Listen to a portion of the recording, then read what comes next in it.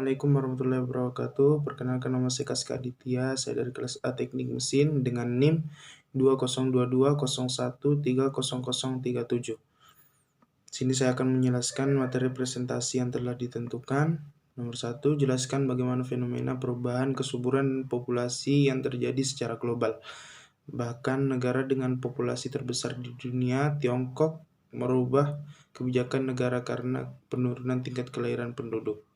Menurutnya, tingkat kesuburan berarti populasi di hampir setiap negara dapat berkurang pada akhir abad. Di antara negara-negara di dunia, populasi 23 negara termasuk Spanyol dan Jepang diprediksi berkurang 50% pada tahun 2100. Populasi negara juga akan menua secara dramatis dengan jumlah manula yang berusia 80 tahun akan sebanyak bayi yang baru lahir.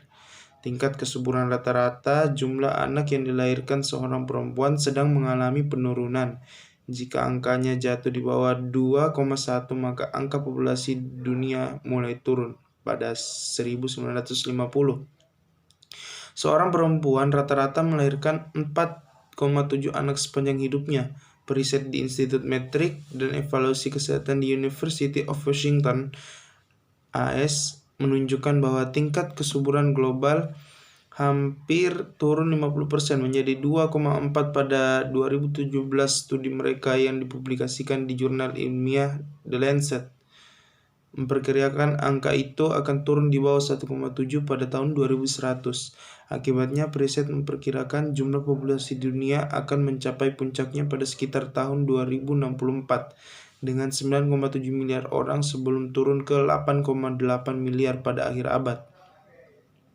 Kenapa tingkat kesuburan turun tajam?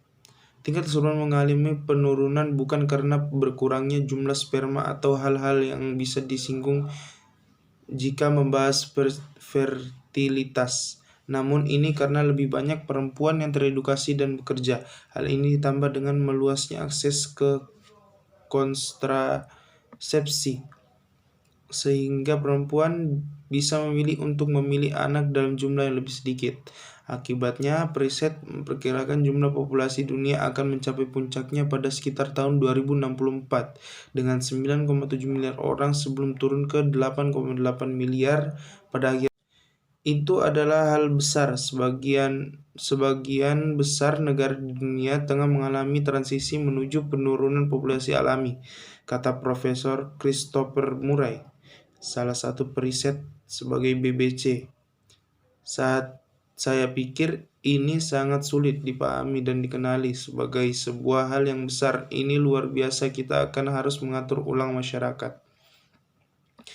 Apa hubungan keterkaitan antara kemiskinan dan kualitas lingkungan? Jelaskan menurut fenomena asal daerah Anda, bagaimana tanggapan Anda untuk menyelesaikannya?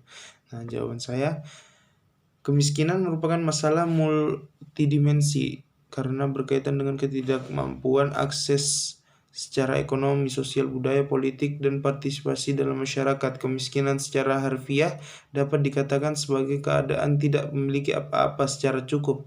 Kemiskinan juga didefinisikan sebagai suatu kondisi ketidakmampuan secara ekonomi untuk memenuhi standar hidup rata-rata masyarakat di suatu daerah. Kondisi ketidakmampuan ini ditandai dengan rendahnya kemampuan pendapatan untuk memenuhi kebutuhan pokok baik berupa pangan, sandang maupun papan. Kemampuan pendapatan yang rendah ini juga akan berdampak berkurangnya kemampuan untuk memenuhi standar hidup rata-rata seperti standar kesehatan masyarakat dan standar pendidikan. Dalam berbagai pandangan, ada 3 jenis kemiskinan yang sering dikemukakan, yaitu kemiskinan struktural, kemiskinan relatif, dan kemiskinan absolut. Kemiskinan struktural adalah kemiskinan yang diderita oleh satu golongan masyarakat karena struktur sosial masyarakat tersebut tidak mampu memanfaatkan sumber-sumber pendapatan yang sebenarnya tersedia bagi mereka. Kemiskinan relatif merupakan kondisi kemiskinan karena pengaruh kebijakan pembangun yang belum mampu menjangkau seluruh lapisan masyarakat sehingga menyebabkan ketimpangan distribusi pendapatan. Sementara kemiskinan absolut adalah apabila tingkat pendapatan seorang di bawah garis kemiskinan atau sejumlah pendapatannya tidak cukup untuk memenuhi kebutuhan hidup minimum atau basic needs, antara lain kebutuhan pangan, sandang, kesehatan, perumahan, dan pendidikan yang diperlukan untuk hidup dan bekerja.